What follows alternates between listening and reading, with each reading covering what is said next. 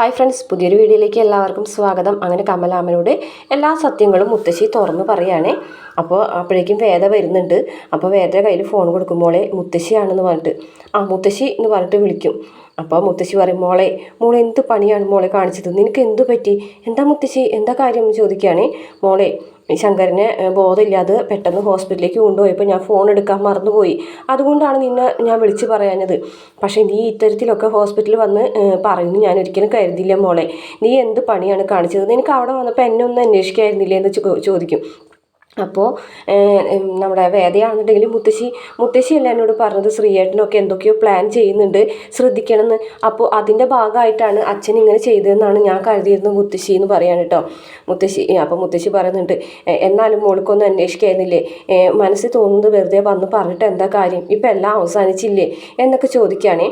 എന്നിട്ട് മുത്തശ്ശി പറയും, ഇനിയിപ്പോൾ ഒന്നും സംഭവിക്കാനില്ല, എല്ലാം നടക്കേണ്ടതൊക്കെ നടന്നു, എന്തായാലും ഞാൻ ഫോൺ വയ്ക്കുകയാണ് എന്ന് പറഞ്ഞിട്ട് മോൾ എത്രയും പെട്ടെന്ന് വന്ന് മാപ്പ് പറയണമെന്നൊക്കെ പറയുന്നുണ്ട് കേട്ടോ. അങ്ങനെ വേദ കരയാണേ. അന്നേരം കമലാമ്മ പറയുന്നുണ്ട്, മോൾക്ക് എന്ത് പറ്റി മോളെ, എല്ലാ കാര്യങ്ങളും മോൾ ചിന്തിച്ച് ചെയ്യുന്നതാണല്ലോ എന്ന് പറയുകയാണേ. അയ്യോ അത് പിന്നെ അമ്മേ, എനിക്കിപ്പോൾ ഇതുവരെ ഉണ്ടായ കാര്യങ്ങൾ വെച്ച് നോക്കുമ്പോൾ അതൊരു നാടകമാണെന്നാണ് എനിക്ക് തോന്നിയത്. പക്ഷേ മുത്തശ്ശിയും അമ്മയും എന്നെ വിളിക്കാത്തതുകൊണ്ടാണ് ഞാനങ്ങനെ തെറ്റിദ്ധരിച്ചത്. ഇനിയിപ്പോൾ എന്ത് ചെയ്യുമെന്ന് പറയണ്ട മോളിപ്പോൾ ഒരു കാര്യം ചെയ്യും, എത്രയും പെട്ടെന്ന് തന്നെ അച്ഛൻ്റെ അടുത്ത് പോയിട്ട് മാപ്പ് പറയുമെന്ന് പറയും. ശരി അമ്മയെന്ന് പറയുകയാണേ. ഇതേ സമയം ശങ്കരനാരായണൻ്റെ അടുത്ത് വന്നിട്ട് വർഷയും ശ്രീകാന്തും കൂടിയിട്ട് ശങ്കരനാരായണൻ്റെ മനസ്സൊക്കെ മാറ്റാനായിട്ടുള്ള ഒരു ശ്രമമൊക്കെ നടത്താണ്. അച്ഛാ, ഞാൻ ഇത്രയും പറഞ്ഞിട്ട് അച്ഛന് മനസ്സിലായില്ലേ, അന്ന് ഞാനല്ല അവനെ കൊല്ലാൻ ശ്രമിച്ചത്, ഞാൻ മാത്രമല്ലല്ലോ അങ്കിളിനെയും കൂട്ടിയെന്ന് പറയും. അപ്പോൾ വർഷ പറഞ്ഞു, എൻ്റെ അച്ഛനെയും കൂട്ടിയല്ലോ അവള്. അത് ആലോചിക്കുമ്പോഴാണ് എനിക്ക് സങ്കടം വരുന്നത്. അച്ഛനോട് ഞാനിത് പറഞ്ഞപ്പോൾ അച്ഛൻ പറഞ്ഞത് ശങ്കരേട്ടൻ എന്നോടൊന്നും ചോദിക്കായിരുന്നില്ലേ എന്നാണ് പറഞ്ഞത്. എനിക്ക് ആകെ സങ്കടമായിപ്പോയത് അച്ഛനെയും കൂടി അവൾ ഇതിലേക്ക് വലിച്ചഴിച്ചിട്ടല്ലോ എന്നുള്ളത് ഓർത്തിട്ടാണ് എന്ന് പറയും. അപ്പോൾ ശ്രീകാന്ത് പറയുന്നുണ്ട്, അതെ, ആരും ഒന്നും അറിഞ്ഞിട്ടില്ലാത്ത പോലെയാണ് അവൾ ഓരോരോ കാര്യങ്ങൾ പറഞ്ഞുണ്ടാക്കുന്നത്. ഞാൻ ഒരിക്കലും ഇങ്ങനെ ഒരു തെറ്റ് ചെയ്തിട്ടില്ല, ആ ശ്രീനിവാസനും ആ വിക്രമും കൂടിയിട്ട് കളിച്ച കളിയാണിത് എന്ന് പറയും. അപ്പോൾ ശങ്കരനാരായണനാണെന്നുണ്ടെങ്കിൽ ഒന്നും മിണ്ടാതിരിക്കുകയാണ്. വർഷയെന്നുണ്ടെങ്കിലും ശ്രീകാന്താണെന്നുണ്ടെങ്കിലും ഓരോ കാര്യങ്ങൾ ഇങ്ങനെ പറഞ്ഞുകൊണ്ടിരിക്കുകയാണ് വേദന കുറ്റപ്പെടുത്തിയിട്ട്. അപ്പോഴേക്കും വേദ അവിടേക്ക് ഒരു ഓട്ടോയിൽ വന്ന് ഇറങ്ങാണ് കേട്ടോ. അപ്പോഴും ശ്രീകാന്ത് ഇത് തന്നെ പറഞ്ഞുകൊണ്ടിരിക്കുകയാണ്, വെച്ചാൽ ഞാൻ ഒരിക്കലും അങ്ങനെ ഒരു തെറ്റ് ചെയ്തിട്ടില്ല എന്ന് വെച്ചാൽ മനസ്സിലാക്കണം. ഇനിയിപ്പോൾ അവൾ സ്വത്തിൻ്റെ ഭാഗം ചോദിച്ചു വരും, നോക്കിക്കോ, അതിനൊക്കെ വിക്രം അവളെ കൊണ്ട് ചെയ്യിപ്പിക്കുകയും ചെയ്യും എന്നൊക്കെ പറയാൻ കേട്ടോ. മാഷിയുടെ കുടുംബമാണെന്നൊന്നും പറഞ്ഞിട്ടൊന്നും ഒരു കാര്യമില്ല എന്നൊക്കെ പറയും. അപ്പോൾ നീ ഇതിൽ തെറ്റ് ചെയ്തിട്ടില്ല എന്നാണോ പറഞ്ഞതെന്ന് ശങ്കരനാരായണൻ ചോദിക്കണം. ഇല്ല അച്ഛാ, ഒരിക്കലും ഞാൻ തെറ്റ് ചെയ്തിട്ടില്ല. അപ്പോഴേക്കും ദീപ്തി കാണുകയാണ് കേട്ടോ വേദ വരുന്നത്. അച്ഛാ അതേ ചേച്ചി വന്നു എന്ന് പറയാണ്. അപ്പോഴേക്കും ശങ്കരനാരായണൻ ദേഷ്യത്തോടു കൂടി ഒരു ചാടി എഴുന്നേൽക്കുകയാണ്. എന്നിട്ട് ആ ചുമരിലുണ്ടായിരുന്ന ഒരു 3-4 ഫോട്ടോസൊക്കെ വലിച്ചെടുക്കുകയാണ് വേദയും ശങ്കരനാരായണൻ കൂടി ഉള്ള ഫോട്ടോസാണ്. എന്നിട്ട് വേദയുടെ അടുത്തേക്ക് വന്നിട്ട് അത് അങ്ങ് വലിച്ചെറിയാണേ. വേദ അങ്ങനെ ഞെട്ടിത്തരിച്ച് നിൽക്കുകയാണ്. എല്ലാവരും ആകെ അന്തം വിട്ട് നിൽക്കുന്നുണ്ട്. എന്നിട്ട് ശങ്കരനാരായണൻ പറയാണ്, ഇവിടെ ഒരു ശുദ്ധി കലശം നടക്കാൻ പോവുകയാണ്, ഈ വീട്ടിൽ നിന്ന് ഈ വീട്ടിലുള്ളവരെ ഒക്കെ വേണ്ടാന്ന് വെച്ചിട്ട് പോയതല്ലേ, മോനെ എന്തായി ചെയ്യുന്നത് എന്ന് മുത്തശ്ശി ചോദിക്കുമ്പോൾ അമ്മ മിണ്ടരുത്, ഇപ്പം ഇനി ഞാൻ പറയുന്നത് കേട്ടാൽ മതി. അപ്പോൾ പത്മം പറയുന്നുണ്ട്, എന്താ ശങ്കരേട്ട ഇത് എന്ന് ചോദിക്കുന്നുണ്ട്. മിണ്ടരുതെന്നല്ലേ പറഞ്ഞത്, ഞാൻ പറയുന്നത് അങ്ങോട്ട് കേട്ടാൽ മതി. ഞാൻ എന്തായാലും ഇന്നേ വരെ ഒരാളുടെ മുന്നിൽ നാടകം കളിച്ചിട്ടില്ല, നാടകം കളിച്ച് അഭിനയിക്കേണ്ടി വന്നിട്ടുമില്ല. അങ്ങനെ നാടകം കളിച്ച് അഭിനയിച്ചു എന്ന് വിശ്വസിക്കുന്നവരൊന്നും ഇനി ഈ വീട്ടിലേക്ക് കയറി വരണ്ട എന്ന് തന്നെ പറയാണ് കേട്ടോ. അപ്പോൾ പത്മം പറയും, ശങ്കരേട്ടാ എന്തേ പറയുന്നത്, ഞാൻ പറയുന്നത് സത്യം തന്നെയാണ്, എനിക്ക് പറയാനുള്ള കാര്യങ്ങൾ തന്നെയാണ് ഞാൻ പറയുന്നത്. അപ്പം മുത്തശ്ശി പറയും, അവൾക്കൊരു തെറ്റ് പറ്റിപ്പോയി മോനെ, അതല്ലേ അവൾ ഇപ്പോൾ ഇങ്ങോട്ട് ഓടി വന്നത് എന്ന് പറയും. തെറ്റു ശരിയൊന്നും ഇനി പറഞ്ഞിട്ട് കാര്യമില്ല, പറയാനുള്ളത് മുഴുവൻ പറഞ്ഞില്ലേ, എന്തായാലും ഇനി ഈ വീട്ടിലേക്ക് കയറട്ട, എൻ്റെ മകൾ എന്നുള്ള സ്ഥാനം ഞാനിപ്പോൾ അത് എടുത്ത് കളയാണ്, ഇനി എൻ്റെ കണ്ണടയുന്ന സമയത്ത് പൊതുദർശനത്തിന് വെക്കും, അപ്പോൾ വേണമെങ്കിൽ വന്ന് കണ്ടിട്ട് പൊക്കോളാൻ പറയുമെന്ന് പറഞ്ഞിട്ട് ശങ്കരനാരായണൻ അകത്തേക്ക് പോവുകയാണ്. ഇപ്പോഴേക്കും ശ്രീകാന്ത് ഇങ്ങനെ താഴത്തേക്ക് ഇറങ്ങിയിട്ട് വേദനോട് പറയാണ്, നീ എന്താ വിചാരിച്ചത്, അച്ഛൻ നാടകം കളിച്ചതാണെന്നോ അല്ലെങ്കിൽ ഞാൻ നാടകം കളിച്ചതാണെന്നോ, ഇപ്പം മനസ്സിലായി അച്ഛന് നീ ഇതുവരെ പറഞ്ഞ കാര്യങ്ങളൊക്കെ കള്ളത്തരങ്ങളാണെന്ന്. നീ അങ്ങനെയൊക്കെ വന്ന് പറയുമ്പോൾ അച്ഛൻ്റെ മനസ്സ് എത്രമാത്രം വിഷമിച്ചു എന്ന് നീ അറിഞ്ഞിട്ടുണ്ടോ എന്നൊക്കെ ചോദിച്ചിട്ട് ഒരുപാട് കുറ്റപ്പെടുത്താണ്. വർഷയാണെന്നുണ്ടെങ്കിൽ പറയുന്നുണ്ട് കേട്ടോ, സാധാരണ മക്കൾക്ക് അച്ഛനമ്മമാരോട് പിണക്കവും ദേഷ്യമൊക്കെ ഉണ്ടാവും, നീ എന്തോ വെറുപ്പ് വെച്ചിട്ട് പറഞ്ഞതുപോലെയാണല്ലോ ഹോസ്പിറ്റലിൽ വെച്ചിട്ട് പറഞ്ഞ കാര്യങ്ങളൊക്കെ എന്ന് പറയും. അപ്പോൾ മുത്തശ്ശി വർഷേ മതി എന്ന് പറയാൻ കേട്ടോ. ഞാൻ പിന്നെ വന്നു കയറി പെണ്ണാണല്ലോ എന്ന് പറയും കേട്ടോ. അപ്പോൾ മുത്തശ്ശി അങ്ങനെയൊന്നും ഞാൻ ഉദ്ദേശിച്ചിട്ടില്ല, അവൾക്കൊരു തെറ്റ് പറ്റി, അതിനല്ലേ അവൾ മാപ്പ് പറയാൻ വന്നത്, അത് മാപ്പ് പറഞ്ഞു കഴിഞ്ഞാൽ തീരാവുന്ന പ്രശ്നം മാത്രമേ ഉള്ളൂ എന്ന് പറയാണ് അത് മുത്തശ്ശിക്ക്.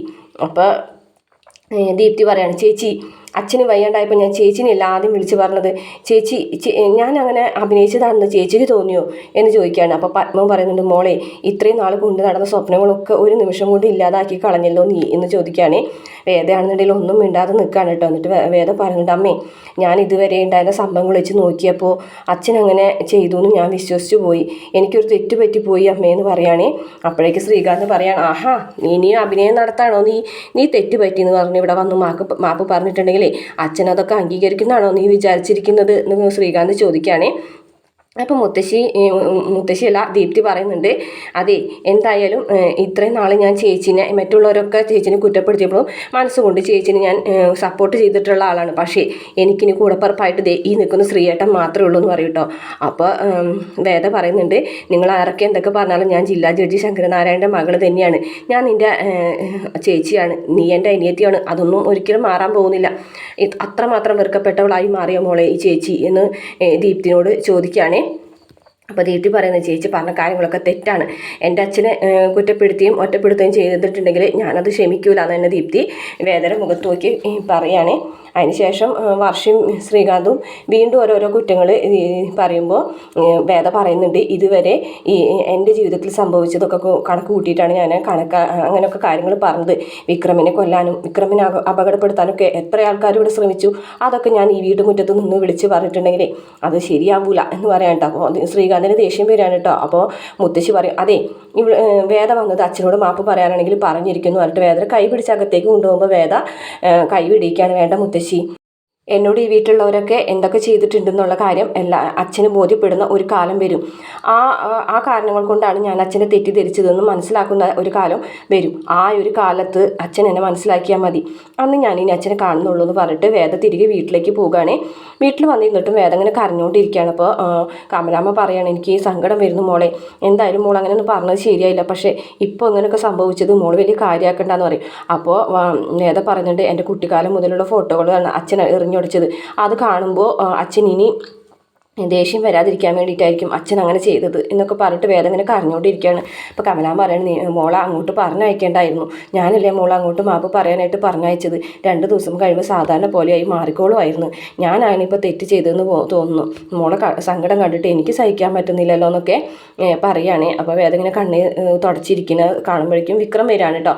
ആ സമയത്ത് ആഹാ ഇങ്ങനൊരു സീൻ ഇവിടെ സാധാരണ ആയിട്ട് കാണാറില്ലല്ലോ, വേതാളം കരയേ നോക്കിയാണ്, എടാ ഒന്ന് മിണ്ടാണ്ടിരുന്നേന്ന് പറഞ്ഞിട്ടോ. എന്താ ഇപ്പം ആ വേതാളം കരയുന്നത് എന്തിനാന്ന് ചോദിക്കും കേട്ടോ. ആ കണ്ണ് അങ്ങനെയൊന്നും അറിയാറില്ലല്ലോ എന്നൊക്കെ പറയാൻ കേട്ടോ. അപ്പോൾ കമലാമ്മ എന്ന് വെച്ചാൽ നീ ഒന്നും മിണ്ടാതിക്കടാ എന്ന് പറയട്ടോ. അപ്പോൾ വിക്രത്തിനാണെങ്കിൽ വേദ കരുണേൻ്റെ കാര്യം അറിയാൻ വേണ്ടിയിട്ട് പിന്നെ ചോദിക്കാൻ കേട്ടോ. അല്ല ഈ കരുണേൻ്റെ കാര്യം അറിഞ്ഞൂടെ ചോദിച്ചാൽ പോരെ, അതിൻ്റെ കാരണം നീ തന്നെയാടാ, വലിയ വീട്ടിൽ നല്ല രീതിയിൽ കഴിഞ്ഞിരുന്ന ഒരു കുട്ടീനെ താലി കെട്ടി കൊണ്ടുവന്നിട്ട് ഈ രീതിയിലൊക്കെ അനുഭവിക്കാനായിട്ട് അതിന് യോഗം കൊടുത്തത് നീയാണെന്ന് പറയും. അതിന് ഞാൻ അവൾക്ക് പരിഹാരം കാണിച്ചു കൊടുത്തല്ലേ, അവളെ ഞാൻ വീട്ടിൽ കൊണ്ടുവന്നാക്കിയതല്ലേ എന്ന് പറയും കേട്ടോ. ഇപ്പം കരുണേൻ്റെ കാര്യം എന്താണ് അത് പറയുമെന്ന് പറയും കേട്ടോ. അപ്പോൾ നടന്ന സംഭവങ്ങളൊക്കെ കമലാമ്മ വിക്രത്തിനോട് പറയുകയാണേ. അപ്പോൾ വിക്രം ചോദിക്കുന്നുണ്ട്, എന്താ വീട്ടിൽ പോയി പഠിച്ചിറക്കി കേട്ടോ. അപ്പോൾ കമലാമ്മ അവിടെ നടന്നതൊക്കെ പറയുമ്പോൾ വിക്രത്തിന് സങ്കടം വരുന്നുണ്ട് കേട്ടോ. ഇന്നത്തെ എപ്പിസോഡിൽ ഇത്രയേ ഉള്ളൂ. നെക്സ്റ്റ് വീക്കിൽ വേദയും വിക്രം കൂടിയിട്ട് ഒരുമിച്ചായി ഒരു വീട്ടിൽ തനിച്ചാവാണ്. അപ്പോൾ കുറച്ച് റൊമാൻറ്റിക് ആയിട്ടുള്ള ഭാഗങ്ങളൊക്കെയാണ് കേട്ടോ നെക്സ്റ്റ് വീക്കിൽ പ്രമോയിൽ കാണിച്ചിട്ടുള്ളത്. കുറച്ച് കഴിഞ്ഞിട്ട് വീഡിയോ അപ്ലോഡ് ചെയ്യാം. ഈ വീഡിയോ നിങ്ങൾക്ക് ഇഷ്ടപ്പെട്ടാണെങ്കിൽ മറക്കാതെ നിങ്ങൾ ചാനലൊന്ന് സബ്സ്ക്രൈബ് ചെയ്ത് സപ്പോർട്ട് ചെയ്യണം കേട്ടോ.